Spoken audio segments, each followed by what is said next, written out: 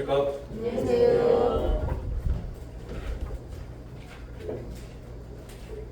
특송했던 9명의 주일 학생들 외에도 캠프가 이제 계속 이어지고 또 이미 다녀온 친구들도 있고 청년들도 이제 캠프에 가고 이렇게 하거든요. 아이들이 캠프에 많이 다녀오고 또 복음 말씀을 계속 들으면서 놀랍게도 믿음을 시인한 친구들도 있고 또 하나님을 믿고 싶다고 이렇게 기도해달라는 친구들도 있습니다. 이렇게 많은 아이들이 이제 관심을 가지게 되고 복음을 믿게 되는 이런 역사들이 지금 이 순간에도 교회 가운데서 일어나고 있습니다. 그래서 특별히 성도님들께서 지금 이 자리에도 이제 그런 친구들이 많이 앉아 있는데 우리 참석한 아이들 또 참석하지 못한 아이들 위해서 계속 기도해 주시고 관심을 가져주시는 게 가장 중요할 것 같습니다. 그래서 오늘은 다시 한번 좀 복음에 대한 이야기를 나누려고 합니다. 제가 이제 아이들과 계속 복음 교제를 하고 있는데 계속 주일 말씀에서도 이렇게 좀 선포하고 또 전해지는 게 필요할 것 같아서 오늘은 오랜만에 좀 복음에 대한 이야기를 교제를 하겠습니다. 복음이란 단어는 사실 너무 많이 들었지만 그렇죠. 복음이란 단어는 정말 많이 들었고 단어적으로는 그것은 기쁜 소식입니다. 영어 성경에도 이제 굿뉴스 또 가스펠이라고 번역되는 문자 그대로 좋은 소식인 것이죠. 근데 이것이 단순히 그냥 듣기 좋은 소리가 아니라 우리가 믿고 있는 복음이라는 것은 하나님께서 우리의 죄를 대속하시기 위하여 자신의 아들 예수 그리스도를 대속물로 주셨다는 그 중요한 진리를 내포하고 있는 기쁜 소식인 것이죠. 복음이라는 이 단어는 사실 기독교를 정의할 때 우리가 믿는 또 이 하나님에 대해서 정의할 때 정말 빼놓을 수 없는 단어입니다.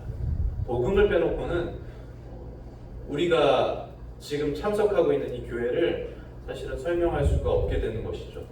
많은 사람들은 사랑이라는 단어로 기독교를 정의하려고 하거든요. 근데 사랑은 사실은 본질상 하나님에게만 허락되는 단어입니다.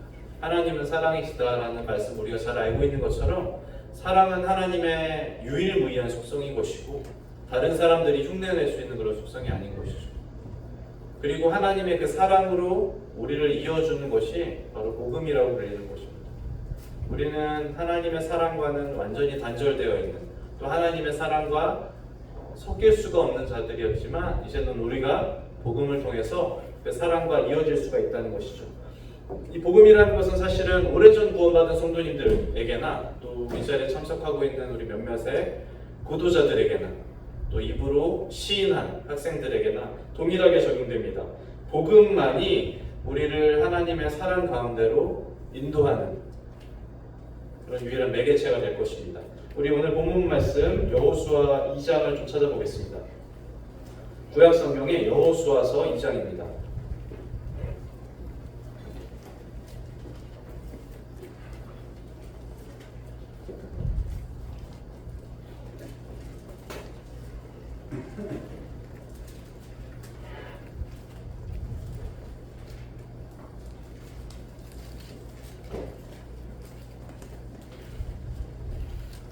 구약 성경 여호수아서 2장 1절부터 몇 구절을 함께 읽겠습니다.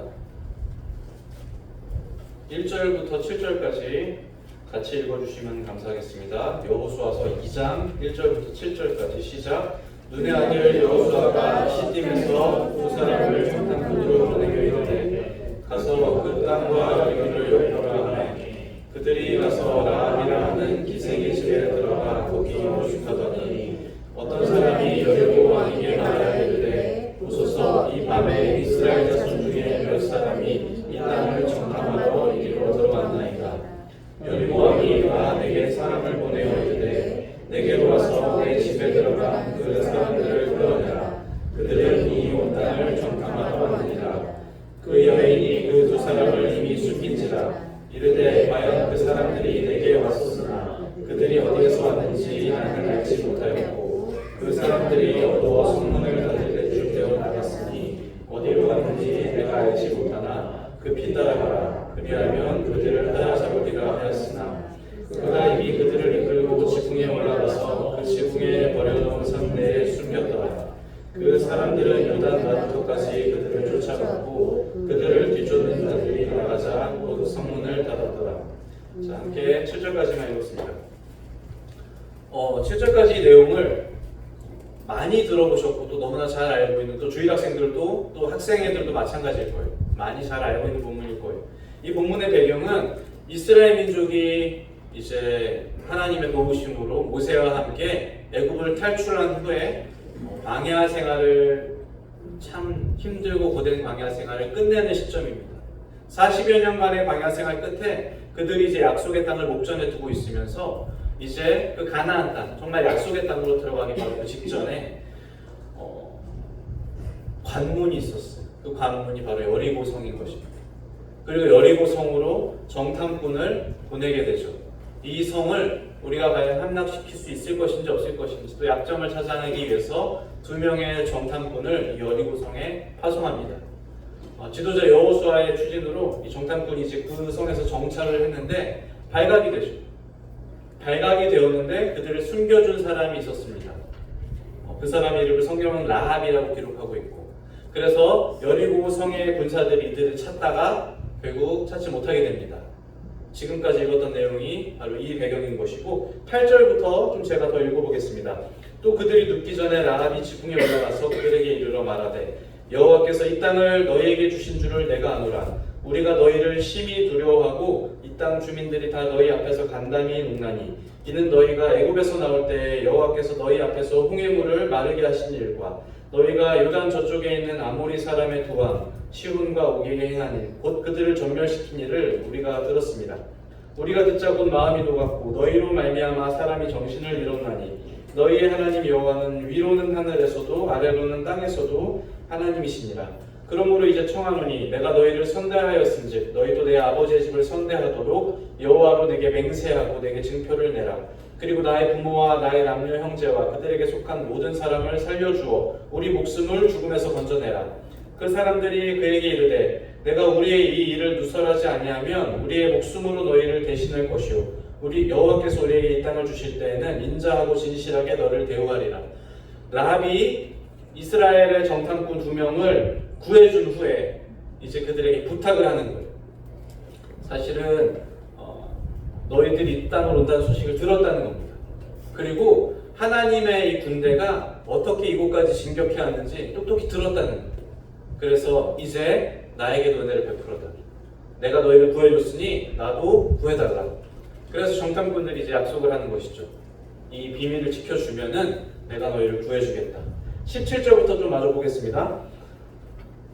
그 사람들이 그에게 이르되 내가 우리에게 서약하게 한 이 맹세에 대하여 우리가 허물이 없게 하리니 우리가 이 땅에 들어올 때 우리를 달아내린 창문에 이 붉은 줄을 매고 내 부모와 형제와 내 아버지의 가족을 다 내 집에 모으라. 누구든지 내 집 문을 나가서 거리로 가면 그의 피가 그의 머리로 돌아갈 것이요 우리는 허물이 없으리라. 그러나 누구든지 너와 함께 집에 있는 자에게 손을 대면 그의 피는 우리의 머리로 돌아오려니와 내가 우리의 이 일을 누설하면 내가 우리에게 서약하게 한 맹세에 대하여 우리에게 허물이 없으리라 하니 라합이 이르되 너희의 말대로 할 것이라 하고 그들을 보내어 가게 하고 붉은 줄을 창문에 매니라.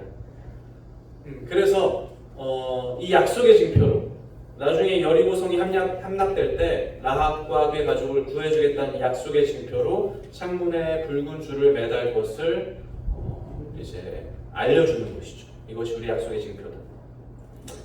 이 이야기의 결말은 여호수아서 6장에 기록되어 있는데 성도님들이 잘 알고 있는 것처럼 이 성읍은 마침내 무너져 내립니다.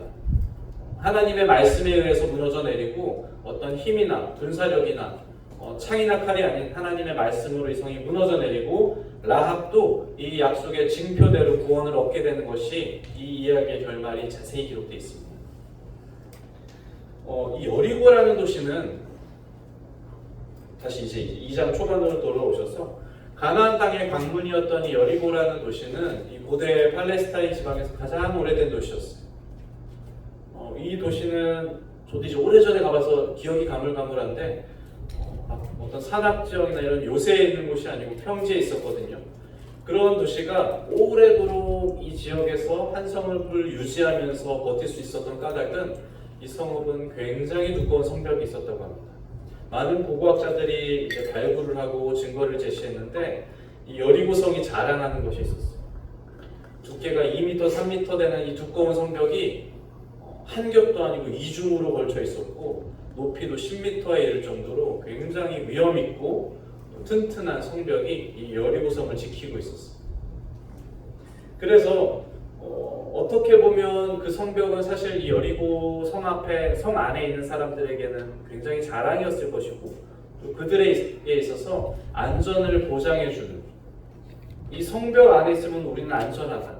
이 안전을 보장해주는 그런 상징이었던 것이죠. 오래전에 지금으로부터 3000년 전의 시대입니다. 이 당시 시대에게 이 성벽이 주는 안정감이라는 것은 굉장했어요. 하나님께서도 구약 성경에서 많은 부분에서 자신의 도움을 가리킬 때 또 자신의 구원을 말씀하실 때 성벽에 비유하시거든요. 내가 성벽과 같이 또 내가 너희를 산성과 같이 지키겠다.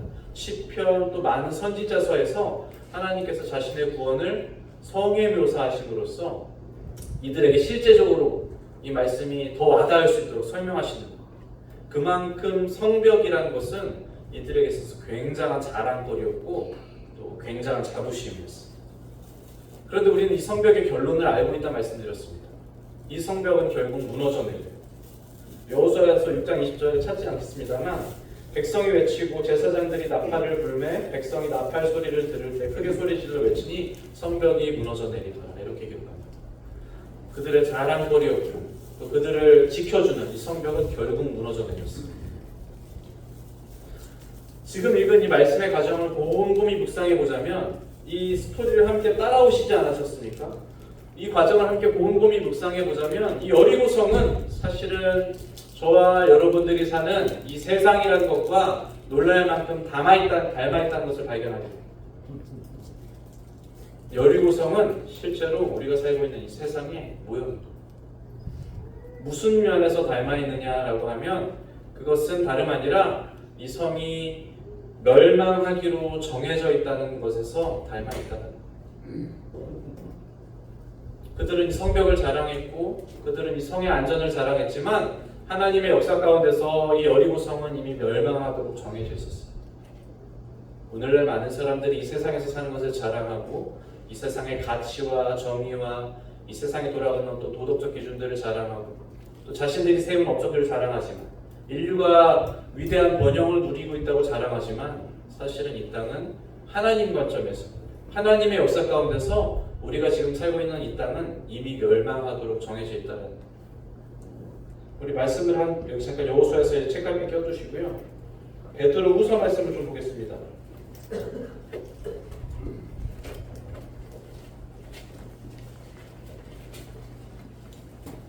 베드로 후서 3장 7절입니다.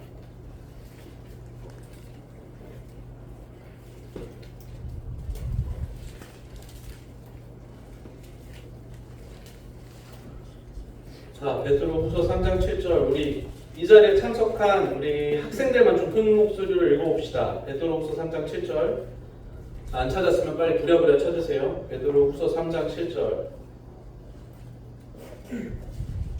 자, 찾았으면 우리 학생들만 큰 목소리로 시작. 자, 다시 난가 싶으면 내가 학생이야. 자, 큰 목소리로 시작. 이제 하늘과 땅은 그 동일한 말씀으로 불사르기 위하여 간수하신 바 되어 경건치 아니한 사람들의 심판과 멸망할 날까지 보존하여 오신 것입니다. 잘 보십시오, 이 말씀을. 이제 하늘과 땅은 동일한 말씀으로 불사르기 위하여 간수하신 바 됐다 그랬어요. 우리가 살고 있는 이 세상은 사실은 불사르기 위해서 잠깐 간수하신 거예요. 그러면서 이렇게 말씀하십니다. 경건치 아니한 사람들의 심판과 멸망의 날까지 보존하여 두신 것이다. 유통기한이 있다는 유통기한. 보존이라는 단어는 이럴 때 씁니다. 유통기한이 있다는. 마치 여리고성처럼 그들이 그 튼튼한 성을 아무리 자랑해본들 하나님의 역사 가운데서 그 성이 와르르 무너져 버릴 것이었던 것처럼 우리 학생들이 살고 있는 이 땅은 반드시 무너지게 돼 있어. 이것이 성경에서 말씀하시는 거예요. 유통기한이 있어. 사람들은 아무도 이 때를 짐작할 수 없습니다. 내 때만 알면 되지 이렇게 짐작할 수 없습니다. 그것이 오늘일지 내일일지 100년 후일지 1000년 후일지 아무도 장담할 수 없습니다. 그러나 분명한 것은 무엇이냐면 유통기한이 있다는 거예요. 이게 성경에서 말씀하시는 거예요. 이 땅에 대해서 이렇게 하나님과 사람의 생각이 다르지 않아요. 사람은 이 땅이 영원할 거라고 생각하고 사람은 이 땅이 무궁하게 번영할 거라고 생각하는 하나님의 생각은 그렇게 해요. 많은 사람들은 이 땅에서 그렇게 소망을 가지고 안전하다고 착각하면서 마치 영원할 것처럼 이 땅을 살아갑니다. 그런데 하나님의 계획에 의하면, 베드로후서 말씀에 의하면 우리의 세상은 영원한 것이 아니라 반드시 불사르질 거라는 것을 우리가 반드시 기억해야 돼요. 누구도 불타는 집에 가만히 있는 사람도 없어요. 저희 집에 예전에 불이 났었거든요. 저희 집은 아니고 저희 집 바로 밑에 공장이. 아직도 기억나요. 저희 할머니 살아계실 때인데 할머니를 아버지가 막 들쳐업고 막 뛰었어요. 산을. 불길을 피했어요. 벽이 막 이렇게 불에 그을렸었어요. 집 벽이. 그렇게 집에 불이 오고 있는데 누가 그 집에 앉아 있겠어요? 불타고 있는 집에 누가 앉아 있겠냐? 이 세상은 지금 그러한 위기에 놓여 있고 하나님께서 실제로 유통기한을 정해두셨다는 불사르기 위해서 간수하신 것 같습니다. 이 세상에 대해서 우리가 이렇게 인식하는지 그렇지 않은지에 대해서 우리의 운명이 완전히 달라집니다. 여러분들이 세상을 어떠한 시각으로 보는지에 대해서 우리의 운명이 완전히 달라집니다. 만약에 혹시 이 자리에 이 무너지는 성을 붙잡으면서 무너지는 이 여리고 성 안에서 여기가 나의 자랑거리고 이 성이 나를 지켜줄 것이고 여기에 나의 모든 꿈이 있고 나의 소망이 있다. 이 땅이 무너지지 않을 거라는 확신이 있다라면은 오늘 이 말씀을 드릴 필요 없어요, 사실. 만약에 여러분들이 그런 마음으로 이 땅을 살아가고 있다라면 오늘 이 말씀은 정말 가치가 없을 것입니다. 그러나 그렇지 않다면 저처럼 이 땅에 유통기한이 있음을 믿고 있다라면 어쩌면 믿지 않더라도 하나님의 말씀으로 경고하심을 받아서 이 땅의 종말에 대해서 궁금하다면 그렇다면 이 말씀을 들을 가치가 있습니다. 계속해 보겠습니다. 이 자리에서 이 말씀을 듣기 위해서 여러분들이 교회에 참석하신 것처럼 다른 세상의 친구들과 다르게 다른 동료들과 다르게 복음을 듣기 위해서 오늘 이 자리에 참석한 것처럼 라합도 다른 여리고 사람들과 분명히 달랐어요. 우리 다시 여호수아서 2장으로 돌아가면 여호수아서 2장 9절 말하되 여호와께서 이 땅을 너에게 주신 줄을 내가 아노라 라고 라합이 고백합니다. 라합은 여리고 성의 운명에 대한 확실한 인식이 있었어요. 이 성이 하나님의 손에 달려있다는 것을 그녀는 분명히 알았어요. 다른 사람들과 다른 사람들이 성벽의 강함을 말하고 성벽의 높이를 말하고 두께를 이야기하면서 이 성벽을 자랑할 때 라합은 하나님 앞에서 그것이 얼마나 무가치한 것인지를 분명히 알았어요. 그래서 라합은 2장 9절에서 이렇게 고백합니다. 말하되 이 땅을 너에게 주신 줄을 내가 아노라. 여러분들이 믿어야 될 게 무엇인 줄 아십니까? 우리 이 자리에 참석한 학생 여러분들이 믿어야 될 게 바로 이거. 안전해 보이는 우리의 이 집이, 안전해 보이는 우리의 이 세상이, 영원할 것 같은 우리가 디디고 있는 이 땅이 실제로는 하나님께서 말씀하시면 언제든 그 운명을 달리할 수 있다는 것을 우리가 믿는 거예요. 하나님의 손에 이 여리고성에 달려있던 것을 라합이 믿었던 것처럼 여러분들이 정말 믿어야 될 것, 하나님 말씀에 우리가 사는 이 세상이 운명이 달려있다. 하나님에 대한 소식은 누구나 들을 수 있어요. 제 말이 아니더라도 유튜브를 틀면 나오고 누가 들어도 나오고 어디 뭐 라디오에서도 나오고 책에서도 나오고 라합 말고도 여리고성의 많은 사람들도 이 여리고성으로 진격해오는 하나님의 군대에 대한 소식을 왜 듣지 않았겠습니까? 누구나 이 소식을 들을 수 있었다라는 거예요. 2장 9절에 보십시오.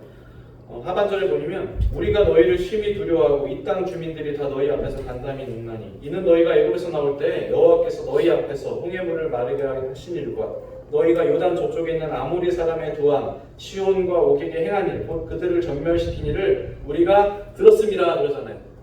여리고 사람들도 계속 듣는 거예요. 이 이스라엘 백성들이 어떻게 다른 나라 왕들을 물리치면서 이곳에 도달했는지를 그들이 다 들었다고요. 여리고성 앞까지 그 하나님의 군대가 왔어요. 그들이 이 소식을 다 들었어요. 라합 말고도 여리고성의 모든 사람들이 하나님께서 광야에서 그들을 어떻게 인도하셨는지를 다 들었다는 거예요. 그런데 그것에 대해서 진지하게 또 심각하게 여기는지는 완전히 별개의 문제라요. 라합은 그것을 진지하게 받아들였어요. 그러나 대부분의 사람들은 그것을 진지하고 심각하게 받아들이지 않았어요. 마치 여러분들의 과거의 모습과도 같잖아요. 이 자리에 참석한 우리 학생 여러분들, 여러분들이 수없이 많은 말씀을 들었지만 어땠어요? 그것들이 언젠가 여러분들에게 진지해졌고 또 언젠가 심각해졌지만 우리가 이 말씀을 들을 때 우리는 대수롭지 않게 여겼었어요. 이 땅에 대한 경고를 들을 때 우리는 마치 내 일이 아닌 것처럼 여겼어요. 마치 여리고 사람들처럼. 이것을 우리는 경고라고 부르잖아요. 경고. 저는 지금 경고의 말씀을 드리는 거예요. 이 땅에 대한 경고를. 그리고 우리는 이 경고를 이미 수없이 많이 들어왔어요. 이 땅에 대한 운명을 우리 수없이 많이 들어왔어요. 또 나 개인에 대한 어떤 운명을 우리 수없이 많이 들어왔어요. 예수님을 믿지 않는 우리의 종말이 어떨지 우린 이미 수없이 많이 들어왔다고. 많은 사람들이 경고를 받고 또 대부분의 사람들이 이런 경고에 대해서 들어봤습니다. 그러나 경고에 대해서 어떻게 생각하는지는 별개의 문제라는 거예요. 히브리서에 경고를 받은 노아에 대해서 이렇게 기록하거든요. 찾지 않겠습니다. 히브리서 11장 말씀에 보면은 믿음으로 노아는 아직 보이지 않는 일에 경고하심을 받았다 그랬어요. 기억나시죠? 이 말씀? 믿음으로 노아는 아직 보이지 않는 일에 경고하심을 받았어요. 노아가 받은 경고는 무엇이었습니까? 이 땅이 물로 심판할 것이라는 하나님의 경고였어요. 너희들이 듣도 보도 못한 비라는 것이 내릴 거라는 경고였어요. 그래서 모든 것이 다 잠길 거라는 경고였어요. 이 땅이 하나님의 운명, 하나님의 말씀에 달려있다는 그 경고였거든요. 그랬는데 그 믿음으로 노아는 아직 보이지 않는 일에 경고하심을 받았는데 그 다음 구절에 보면 이렇게 기록합니다. 경외함으로 방주를 준비하여 그 집을 구원하였습니다. 경고를 받은 노아는 경외하심으로 방주를 준비했다라고 기록합니다. 경고에 대해서 노아는 경외하는 태도를 보였어요. 그런데 노아를 제외한 많은 사람들, 노아가 이 방주를 지으면서 100년이 넘는 기간 동안 많은 사람들에게 이 말씀을 전달했어요. 경고했다. 하나님의 이 말씀. 그랬는데 다른 사람들의 모습은 어떻습니까? 홍수전에 노아가 방주에 들어가던 날까지 사람들이 먹고 마시고 장가들고 시집가고 있으면서 홍수가 나서 그들을 다 멸하기까지 깨닫지 못했다. 어떤 사람은 경고를 받고 경외하지만 어떤 사람들은 먹고 마시고 즐긴다. 우리의 모습이 무엇입니까? 우리 이 자리에 참석한 학생 여러분들, 또 주일학생 여러분들, 우리의 모습이 무엇인가? 매주 전해지는 경고 가운데, 이 경고의 말씀 가운데 우리가 현재 취하고 있는 태도가 무엇이고 정말 우리에게 필요한 태도가 무엇이냐? 라합은 이 경고 가운데서 떨고 두려워했어요. 우리가 읽었던 여호수아서 2장 10절 그 다음 구절에 보시면 2장 11절 보십시오. 우리가 듣자 곧 마음이 녹았고 너희로 말미암아 사람이 정신을 잃었나니 너희의 하나님 여호와는 위로는 하늘에서도 아래로는 땅에서도 하나님이시니. 라합은 경고하심을 받았고 하나님에 대한 경외를 그가 보여줍니다. 라합은 분명히 경고하심을 받았고 하나님에 대해서 이렇게 고백해요. 너희 하나님 여호와는 위로는 하늘에서도 아래로는 땅에서도 하나님이시다. 상천하지의 하나님이라는 고백을 이제 라합이 하는 거예요. 하나님에 대한 경외함으로 나아가.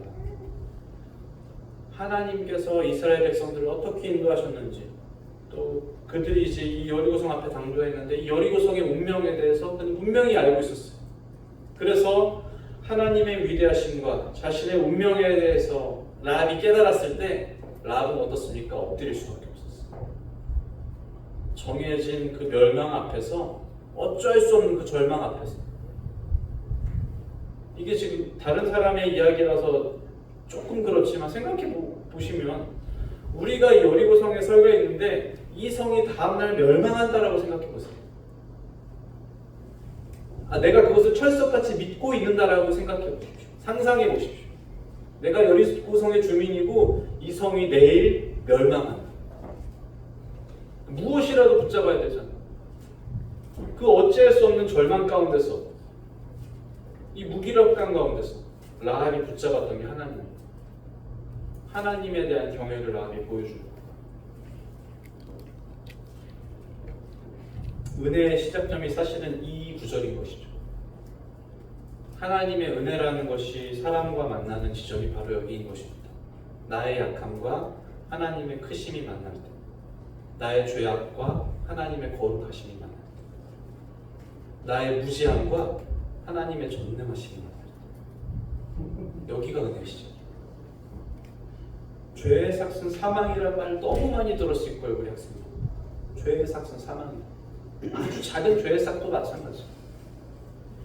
그런데 우리가 무엇으로 그 삭을 지불하겠냐는 거예요. 우리가 죽음으로써 그 삭을 지불할 거예요.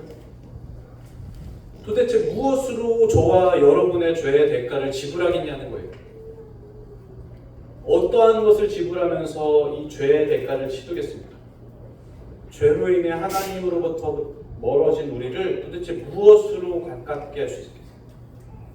이 관계를 무엇으로 회복하겠습니까? 그 어떤 육신의 노력이나 어떤 착한 행실이나 나의 선한 성품이나 나의 조용조용한 성격이나 이런 것들로 절대로 하나님과의 관계를 좁힐 수 없습니다. 우리는 잘 알고 있습니다. 죄에 대해서 조금이라도 고민해 본 사람이라면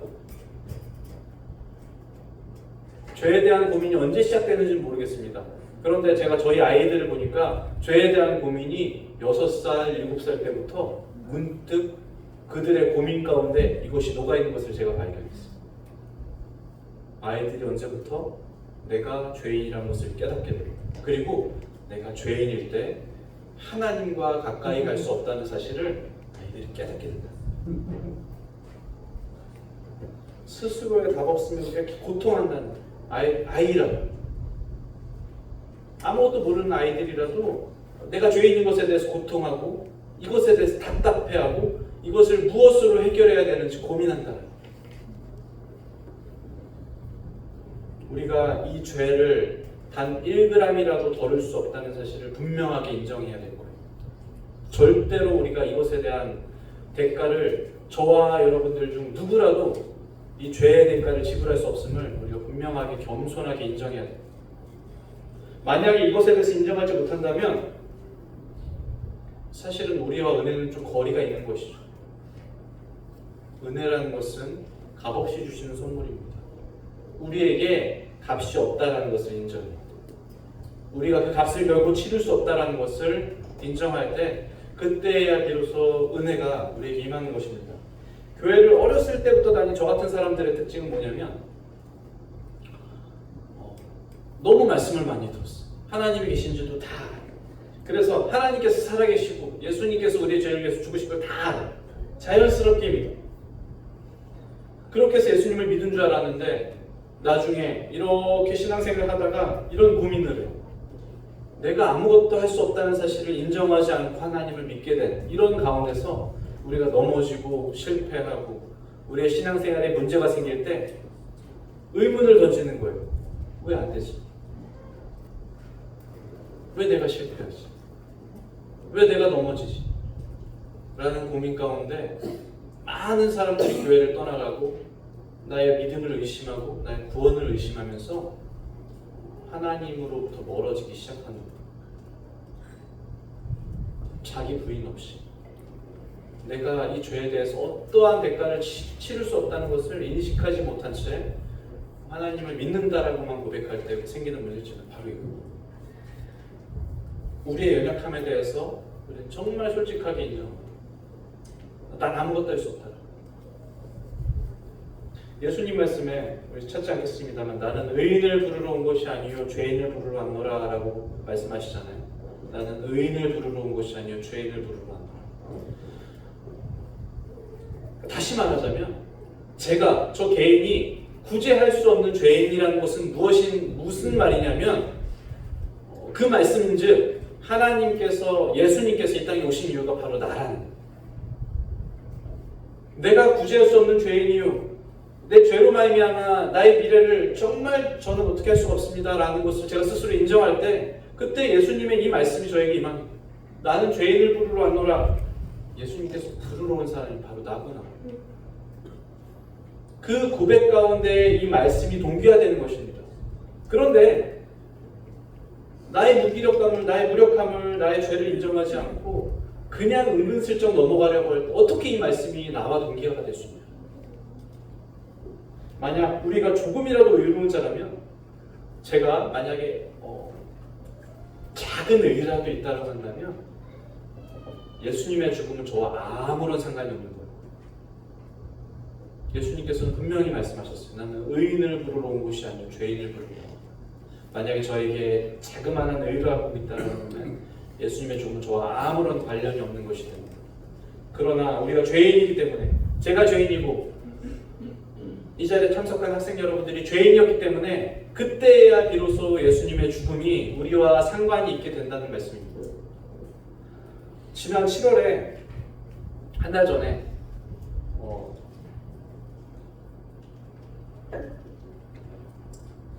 잘 알려진 존 메가더라는 목사님이 돌아가셨습니다. 미국에 계신 복음주의로 엄청 유명하신 복음을 많이 전하시는 그 목사님이 지난 7월에 돌아가셨는데 많은 책이나 설교에서 이 복음에 대해서 많이 강조하셨었어. 근데 오래전에 그 목사님이 살아계실 때 CNN 방송에서 종교 토론을 한 적이 있었어요. 그러면서 이 복음이 무엇인지 이 존 메가더라는 분이 설명하셨어요. 우리가 잘 알고 있는 내용이에요. 행위나 나의 노력이나 그 어떤 것으로 우리가 천국에 들어갈 수 없다라는 거예요. 오직 예수 그리스도를 믿음으로만 우리가 구원을 얻는다. 특별한 내용입니까? 아니, 성도님들이 잘 알고 계시네요. 그런데 이 말씀이 선포되자 그 자리에 앉아있는 사람들이 난리가 났어. 도대체 무슨 말이냐? 이것은 비이성적이라고, 이것은 비논리적이라고 막 그 목사님을 비판하고 그러면서 그 토론의 진행자였던 사회자가 마침내 이렇게 비판합니다. 목사님, 그건 너무 정의롭지 못한 것 아닙니까? 목사님, 생각해 보십시오. 선하지 못한 사람들이 예수님 믿고 천국 가고 착한 일을 한 사람이 예수님 못 믿어서 지옥 가는 것, 이거 너무 정의롭지 않은 거 아니에요? 그렇게 질문했을 때 많은 사람들이 그 사회자의 날카로운 질문에 공감했어요.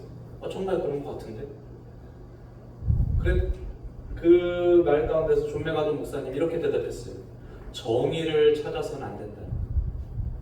만약에 정의를 찾고자 한다면, 하나님 앞에서 정의를 찾고자 한다면 우리들 중 누구라도 천국에 들어갈 수 있는 사람이 단 한 사람도 없다. 우리에게 정의가 필요한 것이 아니라 우리에게 은혜가 필요하다. 우리에게 용서가 필요하고 우리에게 긍휼이 필요하다. 이 대답을 이해할 수 있거나 공감하실 수 있겠습니까, 우리 학생 여러분들? 복음이 바로 그런 거예요. 오직 은혜로 주어지는 것이고 오직 자비와 오직 용서 가운데서 우리에게 주어지는 선물이라. 이것에 대해서 어떤 노력도 필요하지 않고 우리가 죄인의 있는 모습 그대로 부르심을 받았으며 우리가 아무것도 할 수 없는 죄인이라는 것을 하나님 앞에 솔직하게 인정하고 하나님 앞에 엎드리면서 마치 여기 있는 라합처럼, 하나님, 저는 아무것도 할 수 없습니다. 하나님, 저는 정말 아무것도 할 수 없습니다. 하나님, 내 죄의 문제에 대해서 내가 아무것도 할 수 없음을 고백합니다. 우리가 하나님 앞에 이렇게 인정하고 엎드릴 때 그때 하나님께서 우리에게 은혜를 베푸시죠. 자, 우리 다음 말씀 좀 읽어보겠습니다. 라합이 이 여리고성에서 구원받기 위한 조건이 있었습니다. 그것은 2장 18절에 기록되어 있는데, 우리가 이 땅에 들어올 때 우리를 달아내린 창문에 이 붉은 줄을 매고 내 부모와 형제와 내 아버지의 가족을 다 내 집에 모으라. 라합이 여리고성에서 구원받기 위한 조건이 바로 이거예요. 그것은 뭐냐면 창문에 붉은 줄을 매달고 또 두 번째는 그 집 안에 머물러 있어요. 이 두 가지만 지킨다면 라합은 안전하다. 라합의 이 구원을 보장해 주는 것이 무엇인 줄 아십니까? 이 여리고성이 무너지고 창과 화살이 난무하는 이 사륙 가운데서 라합의 구원을 완전하게 보장해 주는 것은 무엇이냐면 라합의 상태도 아니고 라합의 기분도 아니고 오직 이거예요. 붉은 줄의 상태. 라합이 의심하든지 라합이 두려워하든지 상관없어요. 붉은 줄만 잘 매달려 있습니다. 이것은 마치 이집트에서의 유월절을 우리가 상기할 수 있을 거예요. 이스라엘 백성들이 이집트에서 출애굽을 할 때 하나님께서 그들에게 명령하신 바가 있었어요. 문설주의 양의 피를 밟고 그 집안 꼼짝 말고 들어가 있으라고. 죽음의 사자가 그 이집트를 지나갈 때 장자의 목숨을 빼앗으러 죽음의 사자가 그 이집트 전역을 휩쓸 때 그들이 해야 될 바는 무엇이었냐면 문설주의 피를 바르고 그 집 안에 그들의 상태나 그들의 어떤 기분이나 그런 것들이 그들의 그 장자의 생명을 보장해 주는 것이 아니고 오직 양의 피가 오직 문설주에 바른 양의 피가 그들의 안전을 보장해 줬던 것처럼 라합에게도 지금 동일한 거예요. 라합을 지켜주는 것은 이 붉은 줄이에요. 붉은 줄이 매달려 있으면 이 라합은 사는 것이고 그렇지 않으면 라합은 멸망당하는 것이죠. 매우 심플하지 않아요? 정말 간단한 진리인 것입니다. 그래서 여리고성이 멸망당할 때까지 라합이 해야 될 일이 하나 있었어요. 그게 뭐냐면 이 창틀에서 붉은 줄이 떨어지는지 안 떨어지는지를 계속 지키고 있어요. 혹시라도 바람에 날리거나 혹시라도 이 줄이 끊어지거나 어떻게 되겠습니까? 같이 죽는 거예요. 라합이 굳게 믿든지 뭐 라합이 얼마나 이 사람들을 선대했던지 그거 상관없어요. 라합의 안전을 보장해 주는 것은 이 붉은 줄이. 여리고성의 멸망 때까지 라합의 시선은 붉은 줄로 향하는 거예요. 저 줄이 잘 있나 없나 자신을 보는 게 아니에요. 우리가 끝까지 바라봐야 될 것이 어디입니까? 이제 우리가 우리의 영혼의 구원을 위해서 정말 끝까지 바라봐야 된다. 우리 학생들 너무나 잘 알고 있을 거예요. 우리 영혼의 구원을 위해서, 우리의 죄의 용서를 위해서 끝까지 우리의 시선을 고정시켜야 될 것. 그것은 다름 아니라 그리스도 예수의 십자가입니다. 예수의 십자가 말고 그 어떤 것도 여러분들의 영혼의 구원을 담보할 수 없어요. 그 어떤 것으로도 우리의 죄의 문제를 해결할 수가 없어요. 라합이 그 자신의 모든 관심과 시선을 붉은 줄에 놓던 것처럼 이제 여러분들에게 권유하는 것은 무엇이냐면 여러분들의 모든 관심과 시선이 이제는 예수 그리스도의 십자가에 머물러 있어요. 그럼으로써 우리의 영혼의 구원을 확신하는 거예요. 라합이 줄 가운데서 나의 영혼의 구원을 확신했던 것처럼 우리의 영혼의 구원을 예수 그리스도의 십자가를 통해서 확신하는 거예요. 저 줄이 있으면 안전하다를 확신하는 것처럼 예수님의 십자가로 인해서 나는 안전하다. 예수님의 십자가로 인해서 나는 용서받았다. 예수님의 십자가로 인해서 나는 구원받았다. 그것을 보장해 주는 것이 예수 그리스도의 십자가예요. 붉은 줄을 매단 이 집 안에 누가 있든지 상관없었어요. 그렇지 않습니까? 분명히 말했어요. 19절을 보십시오. 누구든지 내 진문을 나가서 거리로 가면 그의 피가 그의 머리로 돌아갈 것이 우린 허물이 없으리라. 그러나 누구든지 너와 함께 집에 있는 자에게 손을 대면 그의 피는 우리의 머리로 돌아오리라. 부모와 형제와 내 아버지의 가족을 다 모으라고 했거든요. 그러니까 이 집 안에 있는 사람들은 다 구원받은 거예요.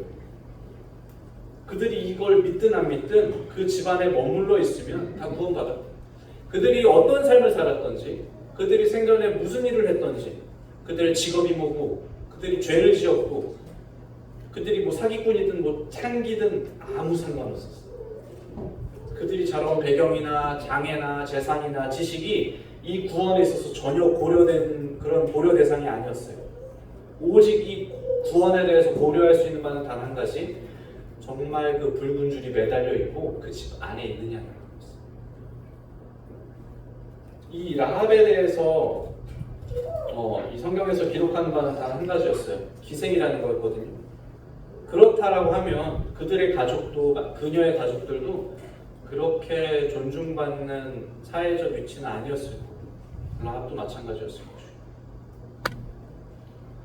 화려한 삶을 살지 못했겠죠. 이 여리고 도성 가운데서. 그러나 그런 것들이 전혀 상관없었다는 거예요. 19절에서 말하는 것처럼 누구든지, 이 누구든지라는 말이 참 마음을 울리십니까? 누구든지? 이 누구든지라는 말은 사실은 예수님이 정말 좋아하시는 표현 중에 하나거든요. 제가 몇 구절 읽어드리자면, 내가 문이니 누구든지 나로 말미암아 들어가면 구원을 받고, 이렇게 말씀하셨어요. 누구든지 주의 이름을 부르는 자는 구원을 받으리라. 누구든지. 그런즉 누구든지 그리스도 안에 있으면 새로운 피조물이라. 누구든지라는 말이 정말 많이 등장하세요. 하나님의 구원에 있어서 어떤 인간적인 자격은 필요 없다라는 거예요. 누구라도 상관없다라는 거예요. 이 누구든지랑 같은 의미를 가진 말이 있습니다. 우리 요한복음을 좀 돌아볼까요? 요한복음 3장. 너무 잘 아는 말씀을 찾겠습니다.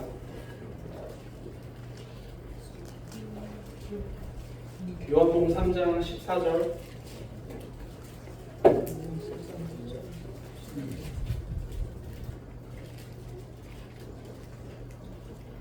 자, 요한복음 3장 14절부터 16절까지 읽을 건데, 우리 이 자리에 참석한 학생들, 구원받고 싶은 학생들, 큰 목소리를 읽어보십시오. 3장 14절부터 16절까지. 자, 우리 학생들, 선생님 좀 도와줄게요. 시작. 모세가 광야에서 뱀을 든 것 같이 인자도 들려야 하리니 이는 그를 믿는 자마다 영생을 얻게 하려 하심이라. 하나님이 세상을 이처럼 사랑하사 독생자를 주셨으니 이는 그를 믿는 자마다 멸망하지 않고 영생을 얻게 하려 하심이라. 15절, 16절에 반복해서 등장하는 표현이 뭐냐면 믿는 자마다라는 거예요. 믿는 자마다. 믿는 자마다 누구든지 상관없다라는 거예요. 이 믿는 자마다는 누구든지랑 같은 의미거든요. 믿는 자마다. 여러분이 누구인지 전혀 상관없어요. 어떤 삶을 살았던지, 무슨 일을 하던지, 뭐 어떤 과거를 가졌든지 전혀 상관없어요. 그러나 믿는 자마다. 우리를 멸망에서 구원해 주시는 것이 3장 16절에서 말씀하시는 것처럼 독생자이신 예수 그리스도라고 기록합니다. 제가 말씀드린 것처럼 우리가 정말 바라봐야 될 바, 십자가에서 우리의 모든 죄를 용서하시기 위하여 생명을 지불하셨던 예수 그리스도의 피만이 우리를 구원해 주신 유일한 방법이라는 거예요. 신약 성경에서 우리가 방금 읽었던 여호수아 본문에 있는 라합에 대해서 3번이나 언급합니다. 이 이름도 과거도 천대받은 직업이었던 이 라합에 대해서 신약 성경에서 3번이나 언급하거든요. 놀랍죠? 우리 한번 찾아볼게요. 히브리서 11장에서 보면, 신약 성경 히브리서 11장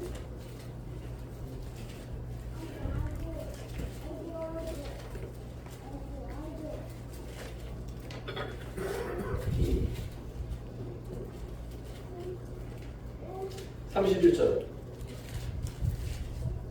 히브리서 11장은 믿음의 장이라고 불리고 수많은 믿음의 위인들의 이야기가 나옵니다. 우리가 잘 알고 있는 아브라함, 노아, 엄청 많은 사람이 나와요. 이삭, 야곱. 근데 그 가운데 당당하게 히브리서 11장 31절에 보면 믿음으로 기생 라합은 이렇게 시작합니다. 대단하죠, 그죠? 정탐꾼을 평안히 영접하였으므로 순종하지 아니한 자와 함께 멸망하지 아니하였다. 라합이 정탐꾼을 숨겨줬던 이 행동에 대해서 히브리서 저자는 말하기를 믿음으로 그랬다는 겁니다. 여리고 성읍에 살면서 다른 나라의 정탐꾼을 숨긴다? 이것은 엄청난 위험을 담보로 합니다. 그런데 그가 믿음으로 용기를 낼 수 있었던 것은 무엇이냐면, 이제 그녀가 섬기는 대상이 여리고 왕이 아니라 광야에서 이스라엘 백성들이 인도해내신 하나님으로 변화됐다는 것을 의미합니다. 이제 그녀가 정말로 두려워하는 것은 여리고 왕이었었지만, 이제는 그녀가 정말로 두려워하는 것은 무엇이냐면, 이제 그녀는 하나님을 두려워하기 시작합니다. 우리가 이전에 죄의 노예였고, 죄의 종이었고, 우리가 이전에 사탄을 두려워했었고, 그러나 이제 저와 성도님들, 학생 여러분들, 우리의 주인이 무엇으로 변화되냐면 하나님으로 우리의 주인이 완벽하게 넘어가는 시점입니다. 복음이 이와 같은 거. 복음은 우리가 하나님을 믿는다, 그냥 말에 그치는 게 아니에요. 우리가 천국 간다? 그것도 좋지만 정말 본질적인 것은 무엇이냐면 우리가 섬기는 주인, 우리가 두려워하는 주인이 이렇게 변화되는 거예요. 라합처럼 이전에 저와 여러분들이 섬기는 주인이 죄였고 또 사탄이었고 거짓이었고 멸망이었다면 이제 우리가 복음 가운데서 우리가 섬기는 주인은 변화됩니다. 반드시 변화될 거예요. 하나님으로 변화됩니다. 그래서 이제는 더 이상 여리고 왕의 권세가 라합을 통치하지 못합니다. 왜냐하면 라합은 이미 하나님을 두려워하기 시작했기 때문에. 우리 학생 여러분들 분명히 기억하십시오. 우리가 하나님을 믿기로 결단하고 우리가 예수님을 믿는다고 고백하는 순간 여러분들의 주인은 완벽하게 변화될 거예요. 이제 더 이상 죄나 거짓이나 다른 어두운 미래가 여러분들을 통치할 수 없어요. 무엇이 이제 여러분들을 다스립니까? 하나님만이 여러분들을 다스립니다. 히브리서 뒤에 야고보서에서도 이 라합에 대해서 이야기하거든요. 잠깐 뒤로 넘겨보면 야고보서 2장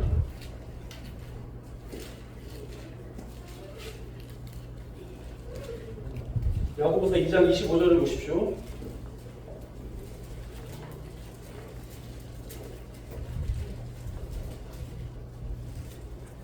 또 이와 같이 기생 라합이 사자들을 접대하여 다른 길로 나가게 할 때 행함으로 의롭다 하심을 받은 것이 아니냐. 영혼 없는 몸이 죽은 것 같이 행함이 없는 믿음은 죽은 것이니라. 히브리서 뒤에 야고보서에서 라합을 인용하면서 라합이 행함으로 의롭다함을 받았다. 오해하지 마시기 바랍니다. 우리가 어떤 이 구원의 조건에 있어서 행함이 필요하다는 것이 아닌 우리가 구원받은 자라면 우리가 행동으로 그것을 증명해야 된다는 거예요. 야고보서가 말하는 기준은 바로 그거예요. 절대로 행함으로 우리의 의를 더할 수 없습니다. 그러나 우리가 라합처럼 우리의 주인이 변화되었다면 우리의 행동으로 그것을 증명해야 해요. 우리가 주님을 믿는다고 할 때 예수님께서 나의 죄를 용서해 주셨다고 많은 학생들이 고백합니다. 이 자리에 있는 학생들 중에서도 저에게 그런 고백을 던져준 친구들이 있었어요. 저 예수님 믿어요. 저 천국 가요. 좋아요. 그런데 이제 그것을 무엇으로 증명할 거예요? 라합이 행함으로 의롭다함을 받은 것처럼 이제 완벽하게 주인이 변화된 우리의 삶으로 그것을 증명해 나가요. 나는 천국 갑니다. 나는 예수님 믿어요. 나는 구원받았어요. 입으로만 외친다고 그것이 구원이 아니에요. 야고보에서 분명히 말하기를 행함이 없는 믿음은 죽은 것이라고 했어요. 이제 우리의 믿음이, 저와 여러분들의 믿음이 살아있다는 것을 보여줍니다. 그것이 살아서 팔딱팔딱 뛰는 생동감 있는 믿음이라는 것을 보여줍니다. 복음으로 구원받았다고 한다면 우리가 이제 변화된다는 거예요. 이전의 삶을 우리가 거부할 수 있어요. 저와 상담했던 친구들도 그런 얘기를 했어요. 이전에 했던 거짓말들, 이전에 했던 어떤 행동들에 대해서 거부 반응이 느껴집니다. 우리 양심이 변화되고, 우리의 삶이 변화되고, 우리의 행동이 변화되고, 우리 영혼의 주인이 바뀌게 되면서 우리의 삶이 그렇게 따라갑니다. 우리가 이전에 추구하던 가치를 거부하게 됩니다. 우리가 이전에 좋아하던 것들, 우리가 사랑하던 것들이 더 이상 우리를 다스리지 못하게 됩니다. 그게 본질적 복음이라는 거예요. 라합은 여기 찾진 않겠습니다만 마태복음 1장에서도 또 한 번 등장하거든요. 마태복음 1장에서는 놀랍게도 그가 다윗 왕의 고조 할머니로 기록돼요. 이 이방의 기생이었던 이 라합이라는 여자가 예수 그리스도의 위대한 족보 가운데로 들어온다는 거예요. 대단하지 않습니까? 자격 없는 자를 부르시고 아무것도 아닌 자를 하나님의 은혜 가운데로 부르시는 이 은혜가 저에게도 임하고 우리 학생들에게도 분명히 임하게 될 거예요. 은혜 가운데. 이제 말씀을 마무리하면서 여호수아서 6장을 좀 다시 보겠습니다.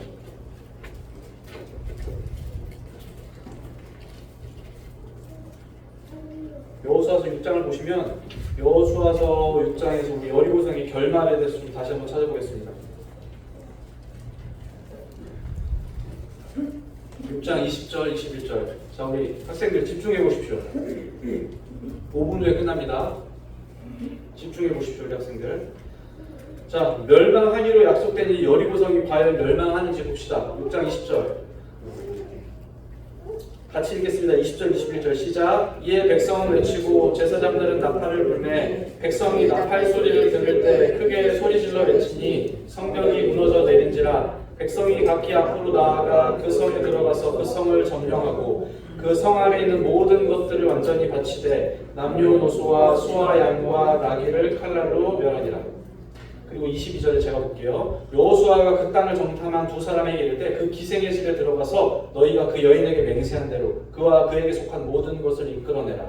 정탐한 젊은이들이 들어가서 라합과 그의 부모와 그의 형제와 그에게 속한 모든 것을 이끌어내고 또 그의 친족도 다 이끌어내서 그들을 이스라엘의 진영 밖에 두고 그들은 구원받았어. 멸망하는 이 성읍 가운데서. 그렇지만 20절에 우리가 읽은 것처럼 이 성은 나팔 소리가 들리는 가운데 완벽하게 무너졌어요. 나팔 소리는 이스라엘 백성들에게는 승리 함성이었을 것이고 이 성 안에 여리고 성 안에 하나님을 두려워하는 사람들에게는 심판날의 종소리와도 같았어요. 얼마나 무서웠겠어요. 밖에서 하나님의 군대가 우리를 둘러싸고 있고 나팔 소리가 막 들려. 근데 막 성이 무너져. 심판의 날이 일어나. 라합에게 이 나팔 소리는 어땠겠습니까? 그녀가 기다리던 구원의 소리였겠죠. 라합은 붉은 줄만 애타게 바라보면서 이 나팔 소리를 기다렸을까? 내가 구원받는 그날. 자, 이제 말씀 한 절만 찾아보겠습니다. 신약성경 우리 데살로니가전서 4장.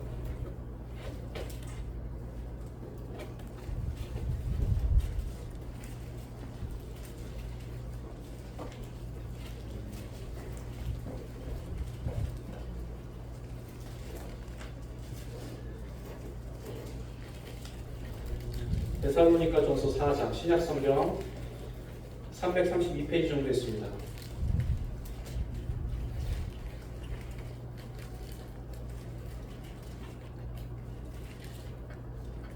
4장 16절 우리 큰 소리로 읽어보겠습니다.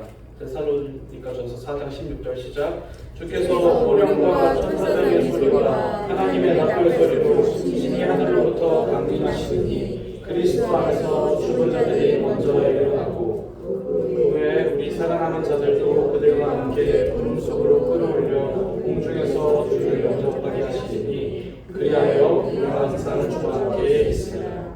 16절 17절은 아직 이루어지지 않은 예언의 말씀이고 반드시 이루어질 또 확신적인 말씀입니다.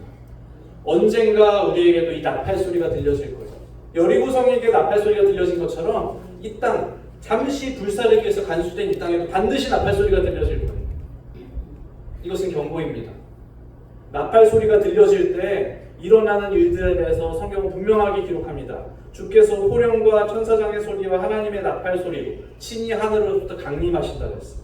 그리고 죽은 자들이 일어나고 살아남은 자들은 구름 속으로 끌어올려지는 것입니다. 이것이 하나님께서 말하는 이 땅의 결말입니다. 그리고 이제 이 살아남은 자들이 끌어진 이후에는 심판이 있게 됩니다.